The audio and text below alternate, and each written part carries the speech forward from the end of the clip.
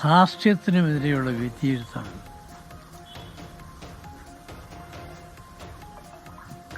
ഇപ്പോൾ ജി സുധാകരൻ്റെയും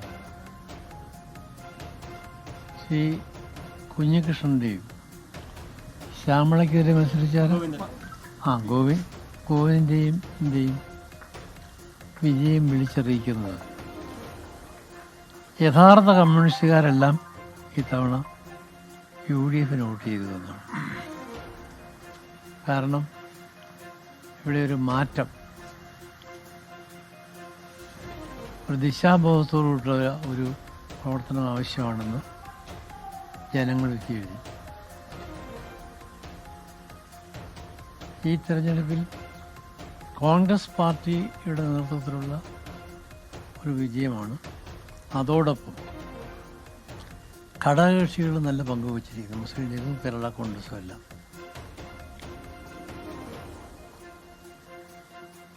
LDFിലുള്ള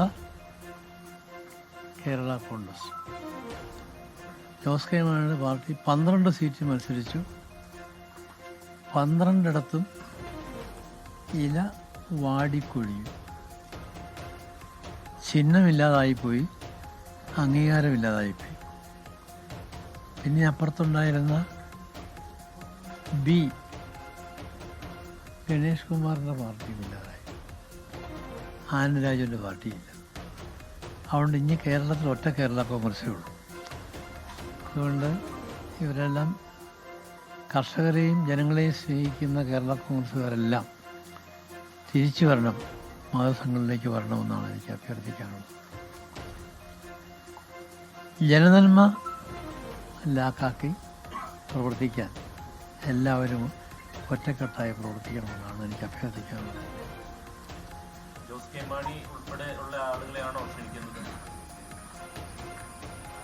അല്ല, കേരള കോൺഗ്രസിൻ്റെ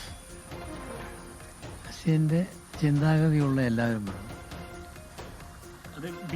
പല വിഭാഗങ്ങളുണ്ട്.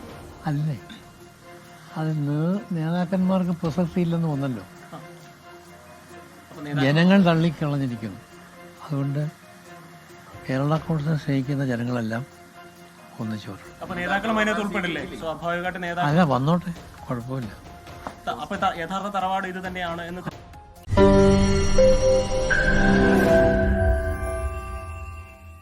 ലോകത്തെവിടെയായാലും ഏത് സമയത്തും 24 വാർത്തകളും ഓഗ്മെന്റഡ് റിയാലിറ്റി പാക്കേജുകളും എക്സ്പ്ലെയിനറുകളും വിശദമായി കാണാൻ ഞങ്ങളുടെ YouTube ചാനൽ നിങ്ങൾക്ക് സബ്സ്ക്രൈബ് ചെയ്യാം.